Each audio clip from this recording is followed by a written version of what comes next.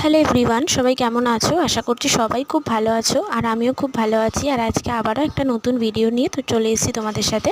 আর আজকে হচ্ছে মঙ্গলবার, আর এখন ঘড়িতে বাজে সকাল প্রায় 7:30 মতন। আর আজকে সকাল থেকেই না বাইরে প্রচণ্ড পরিমাণে রোদ, আর তার সাথে একটা বিচ্ছিরি গরম।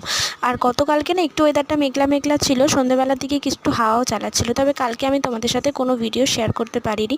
তো গরম যতই হোক, সকাল সকাল এক কাপ চা না খেলে না ঠিক এনার্জি পাওয়া যায় না। তাই সকাল সকালই একদম এক কাপ চা নিয়ে চলে এসেছি। চাটা খেয়ে তারপরে ঘরের সমস্ত কাজবাজগুলোতে হাত দেবো। আর এখন না এই বেশ কিছুদিন হয়ে গেল আমি চেষ্টা করছি সমস্ত কাজবাজগুলো একটু তাড়াতাড়ি সেরে নেওয়ার। আগে বর্মশাই বেরিয়ে যাওয়ার পরে আমি সমস্ত কাজে হাত দিতাম। তবে এখন ও একদিকে রেডি হতে থাকে আর একদিকে আমি আমার কাজবাজগুলো করতে থাকি। কারণ যত বেশি বেলা হয় তত গরম পড়ে, তো তখন না কাজবাজ করতে আর একদম ইচ্ছা করে না। মনে হয় কতক্ষণে একটু চান করে একটু রিল্যাক্স হবে। তো সেই কারণে চেষ্টা করি কাজগুলো যতটা হয় তাড়াতাড়ি করে নেওয়ার। তো এখানে মোটামুটি আমি সমস্ত কাজবাজগুলোই করে নিয়েছি। বিছানা টিছানা গোছানো হয়ে গেছে। আর কালকে না বেশ কিছু জামা কাপড় কাচা হয়েছিল, তবে সেগুলো আর ভাঁজ করা হয়নি। তাই আজকে কয়েকটা তুলে ভাঁজ করে রাখলাম।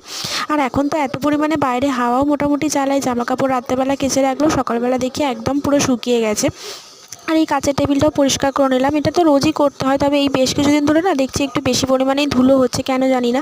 তো সেই কারণে দিনে অন্তত 2-3 বার করে আমাকে এই টেবিলটা মুছতে হয়। কারণ অগোছালো থাকলে বা ধুলো পড়ে থাকলে আমার দেখতে একদম ভালো লাগে না। তো ওদিকে বর্মশাই খেয়ে দিয়ে বেরিয়ে গেছে, আর আমি এখন চলে এসেছি বারান্দাটা ঝাড় দিয়ে নেবার। আগের দিনে বারান্দার কিছু গাছের ডাল ছোটো ছোটো করে বর্মশাই কেটে দিয়েছিল, কারণ বেশি বড় হয়ে গেলে না আবার দেখতে ভালো লাগে না। তো তারপরে ঘরটা ঝাড় দিয়ে এখন স্নান টান করে চলে এসেছি। একটুখানি ক্রিম মেখে নেবো। গরম যতই হোক মুখে একটু ক্রিম না দিলেও স্কিনটাও যেন কীরকম হয়ে থাকে।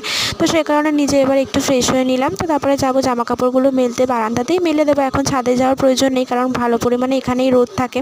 আর এখন যে কোনো জিনিস আমি চাদর টাদর কাচলেও এখানেই দিই, ছাদে আর যাই না, কেন ছাদে যাওয়ার প্রয়োজনও হয় না, এখানেই শুকিয়ে যায়।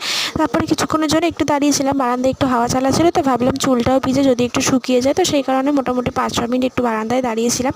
তো এখানে ননদের ছেলে চলে এসেছে, আর মা ওকে চা করে দিয়েছে। মা গেছিলো একটু দোকানে, আর ও চা খাচ্ছিল, আর আমি ওর সাথে একটু দাঁড়িয়ে দাঁড়িয়ে অনেকক্ষণ গল্প করছিলাম। আর এই টেবিলটা না বেশ কিছুদিন ধরে একটু অগোছালো হয়ে রয়েছে। আমি গোছাবো করছিলাম, কিন্তু সময়ের জন্য হয়ে উঠছিল না। আর গরমে না ইচ্ছাও করছিল না, তাই ভাবলাম আজকেই গুছিয়ে নেব। কিন্তু তার আগে আমি ব্রেকফাস্টটা করে নিয়েছিলাম। আজ ব্রেকফাস্টে খেয়েছিলাম রুটি আর সব সবজি দিয়ে একটা তরকারি। আর এই সমস্ত সবজি দিয়ে তরকারিটা খেতে না আমার খুব ভালো লাগে। তো তারপরে এখানে দেখো সমস্ত জিনিসপত্র আমি একদম ক্লিন করে গুছিয়ে নিয়েছি। সব জিনিস প্রত্যেকটা জায়গার জিনিস জায়গায় রেখে, আর ক্লিন করে রাখলে দেখতেও ভালো লাগে। তারপরে ওকে নিয়ে একটুখানি পড়াতে বসেছিলাম। ওর কিছু লেখা বাকি ছিল, তো সেগুলোই ও একটুখানি লিখছিল। আর ও না এখন ক্লাস 3-তে পড়ে, এবছর 4 হলো। আর তারপরে দুপুরবেলায় লাঞ্চ নিয়ে চলে এসেছি। লাঞ্চে ছিল ভাত, ডাল, তার সাথে এখানে ছিল পটল ভাজা, আর এখানে মাছের ঝোল, তার সাথে এখানে কালকে মা বেগুন দিয়ে সর্ষে করেছিল, তো সেটাও একটুখানি নিয়ে নিয়েছিলাম। আর প্রত্যেক দিনের মতন দুপুরবেলা তারক মেহতা দেখতে দেখতে খাচ্ছিলাম। তো তোমাদের ভিডিওটা কেমন লাগলো তোমরা সবাই অবশ্যই কমেন্ট বক্সে জানিও। ভালো লাগলে একটা লাইক করে দিও।